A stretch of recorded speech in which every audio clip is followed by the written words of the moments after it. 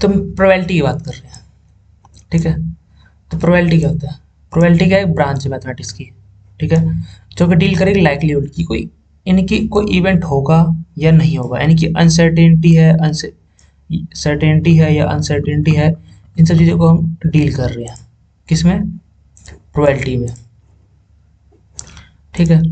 सो हम बात कर रहे थे कि ये हमें हेल्प कर रहा है कि कोई इवेंट होगा या नहीं होगा। अगर हम कोई डाई को रोल कर रहे हैं, या तो डाई हेड आएगा या टेल आएगा। तो इस ये सर्टेनिटी या अनसर्टेनिटी को स्टडी करने के लिए ना हम प्रोबेबिलिटी का यूज़ करते हैं। कल बारिश होगी या नहीं होगी, उसके बेस पे हम मेजर्स लेंगे। हमने किसी को डाई को रोल किया तो 1 आएगा या 2 आएगा, 6 फेस डाई है तो 6 तक नंबर आएंगे, ठीक है। और ये यूज़ कहाँ कहाँ पे होते हैं? बात करें साइंस में यूज़ होता है प्रोबेबिलिटी का, डाटा साइंस में भी यूज़ होता है, इंजीनियरिंग में हो गया हमारे पास, एआईएमएल में हो गया, artificial intelligence, deep learning, finance में हो गया। और कोई भी हमें डिसीजन बनाना है कि हाँ, हम प्रोबेबिलिटी देख के लेते हैं कि हाँ, ये इतना चल सकता है। ये हमने कोई मशीनरी भी खरीदनी है तो हम उसकी प्रोबेबिलिटी देखते हैं कि हाँ, ये इतना प्रोडक्शन दे सकता है, इतना प्रोडक्शन नहीं देगा। तो इस टाइप से हम डिसीजन बनाने में भी जो है हमारी प्रोबेबिलिटी हेल्प करता है, ठीक है। फिर हम बात करते हैं रैंडम एक्सपेरिमेंट की। रैंडम एक्सपेरिमेंट क्या होता है? रैंडम एक्सपेरिमेंट क्या होता है कि कोई प्रोसेस है, मतलब कोई भी हमारे पास जो है ना पॉसिबल आउटकम्स होंगे, ठीक है। हमने कोई भी एक्शन या प्रोसेस किया जो कि सेट ऑफ पॉसिबल आउटकम हमें देगा, ठीक है। फॉर एग्जांपल हमने कॉइन को टॉस किया तो या हेड आएगा या टेल आएगा। और ऐसा ऐसा नहीं है कि हम उसको बता सकते कि हमने कॉइन टॉस किया और हम पहले बता दें कि हाँ वो हेड आएगा। वी कैन प्रिडिक्ट कि हेड आ सकता है, बट जरूरी नहीं कि हमारी हेड ही आएगा।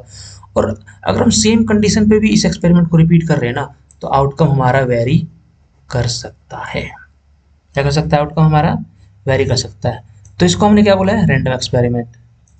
फिर बात करें करेक्टरिस्टिक्स। करेक्टरिस्टिक्स क्या होगी रैंडम एक्सपेरिमेंट की? ये क्या होगा? अनप्रिडिक्टेबिलिटी, यानी कि अनप्रिडिक्टेबल है उसे, हमें पता नहीं कि हेड आएगा या टेल आएगा अगर हम कॉइन को टॉस कर रहे हैं।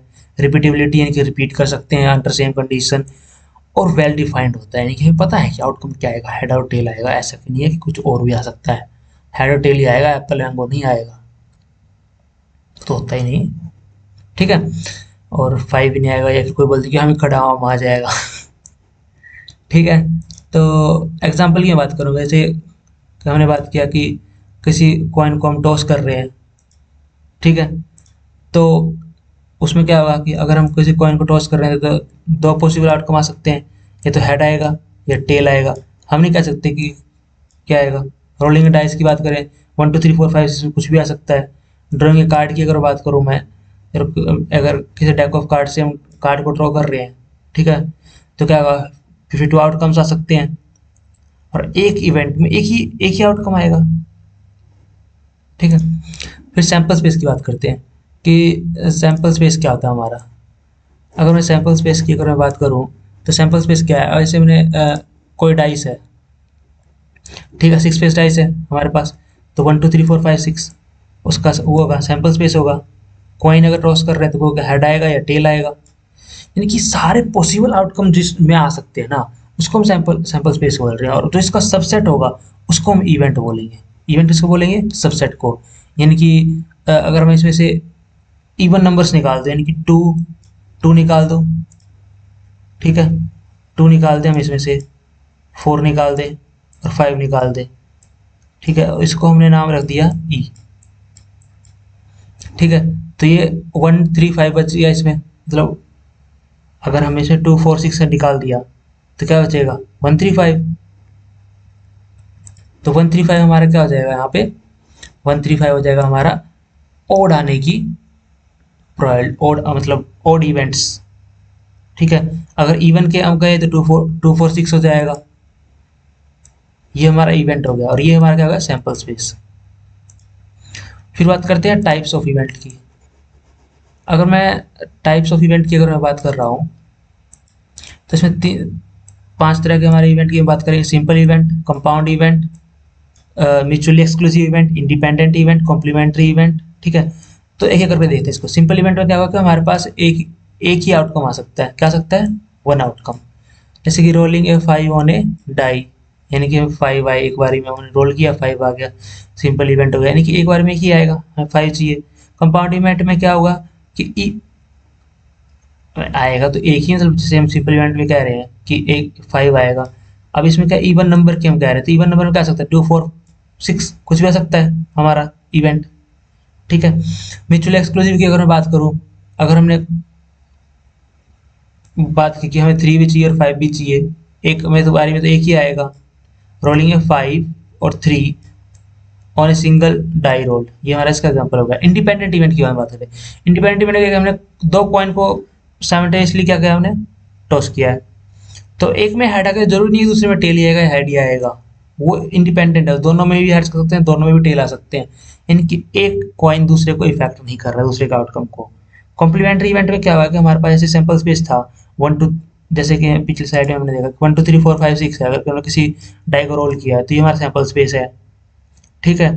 और ये हमारा इवेंट है। अब इवेंट ई है, इसका हमें कॉम्प्लीमेंट निकालना है। इसका कॉम्प्लीमेंट क्या होगा, 1 3 5, यानी कि जो बच गए बाकी इवेंट, बाकी चीज़ें, उसको हमें कॉम्प्लीमेंट बोला है। जैसे कि यहाँ पे लिखा 2 4 5 6 है, इसका कॉम्प्लीमेंट क्या होगा, 1 3 5, ऑड नंबर्स।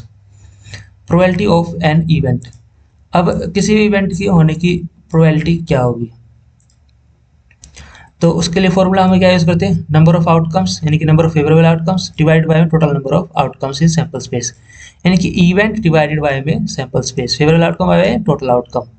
एक क्वेश्चन देखते हैं इसे। प्रोबेबिलिटी है, अगर हमें 4 चाहिए 6 फेस डाई पे, ठीक है, तो सैंपल स्पेस हमारा क्या है, 1 2 3 4 5 6 पॉसिबल आउटकम हमारे पास, और फेवरेबल आउटकम क्या है, 1 है।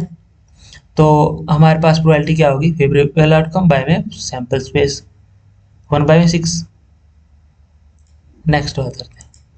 नेक्स्ट हमारे पास है अलजेब्रा ऑफ इवेंट्स। ठीक है, यानी कि events and algebra of events in probability. Algebra events के बाद सेट ऑफ रूल्स होंगे ये, जिसपे हम मैनिपुलेशन कर सकते हैं, कॉम्बिनेशन, मतलब कंबाइन कर सकते हैं, मैनिपुलेट कर सकते हैं, एनालाइज कर सकते हैं। और उसमें क्या क्या प्रोसेस इन्वॉल्व है वो देखते हैं। जैसे कि हमारे बात करूँ बेसिक, पहले बेसिक टर्म देख लेते हैं, जो कि हम पहले ये दो तो हम डिस्कस कर चुके पहले, कि इवेंट क्या होगा।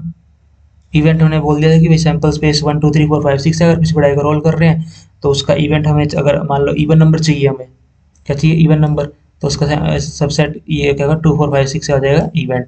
और सैंपल स्पेस क्या होगा, 1 से लेके 6 तक। अगर कोई कॉइन को टॉस कर रहे हैं तो सैंपल स्पेस क्या होगा, हेड डिटेल होगा। और उसका इवेंट, अगर वो सिर्फ हेड चाहिए तो उसका इवेंट क्या हो जाएगा, हेड हो जाएगा। नल इवेंट क्या हुआ कि मान लो हमने कोई 6 पेज डाई है, उसको रोल किया, 1 2 3 4 2 5 6 वहाँ तक नंबर लिखे हैं उसमें।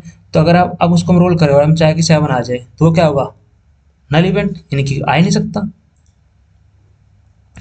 अब मैं बात करता हूँ जैसे कि अलजेब्रा ऑफ इवेंट्स, ऑपरेशंस की हम बात कर रहे हैं, तो यूनियन होगा पहला पहला यूनियन ऑफ इवेंट्स। यूनियन को डिनोट किससे करेंगे, यू से। इसको हम रीड कैसे करेंगे, ए यूनियन बी। ठीक है। तो यानी इसका मतलब ए यूनियन बी का मतलब क्या है कि इवेंट ए भी हो रहा है, या तो इवेंट ए हो रहा है या बी हो रहा है। ठीक है। 1 2 3 है और बी 3 4 है, तो इन दोनों का यूनियन क्या होगा, 1 2 3 4 5, यानी कि ए या तो ए हो रहा है या बी हो रहा है। इंटरसेक्शन में क्या होगा, दोनों इवेंट हो रहे होंगे, both A and be occur simultaneously. इसमें क्या होगा, या तो ए होगा या बी होगा, और दोनों भी हो, तो ए होगा या बी होगा। अब 1 2 3 4 5 मान लो 3 आ जाए, तो 3 में तो क्या होगा, दोनों हो रहे हैं, तो वो इंटरसेक्शन हो जाएगा।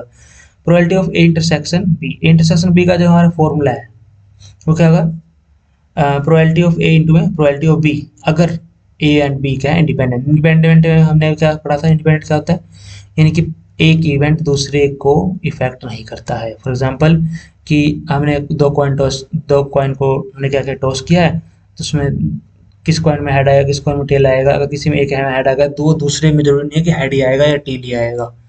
ठीक है। अगर हम इसके थ्रू 1 2 3 4 5 है, बी का 3 4 5 है, तो इन दोनों का इंटरसेक्शन क्या होगा, 3 हो गया। और हमारा जो ये था हमारा फॉर्मूला किसका, ये इंटरसेक्शन का, जब इवेंट क्या हो, इंडिपेंडेंट हो। और यूनियन का फॉर्मूला क्या था हमारे पास, probability of A union b, probability of A plus probability of b minus probability of A intersection b. ठीक है। अब यहाँ probability of A union b निकालना हो हमें, तो प्रोबेबिलिटी ऑफ ए यहाँ 1 2 3 4, प्रोबेबिलिटी ऑफ बी ये मतलब इसकी निकालेंगे ना सैंपल स्पेस डिवाइड करके। तो यहाँ पर जो थ्री वाली प्रोबेबिलिटी होगी उसको हम पहले हम क्या करेंगे,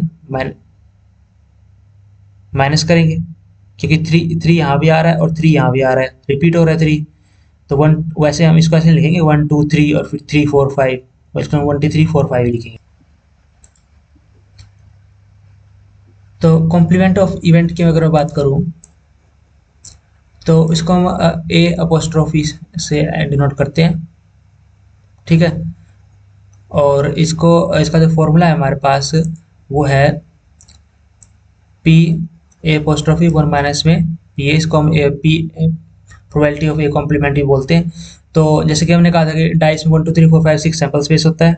अभी हमारे पास इवन नंबर्स हैं तो इसका कॉम्प्लीमेंट क्या हो जाएगा, ऑड नंबर हो जाएगा, ठीक है। डिफरेंस इवेंट्स की अगर मैं बात करूँ तो इसको हम इससे डिनोट करेंगे, ठीक है। प्रोबेबिलिटी ऑफ मतलब ए माइनस बी से, मतलब इसको ऐसे डिनोट करेंगे ए माइनस बी।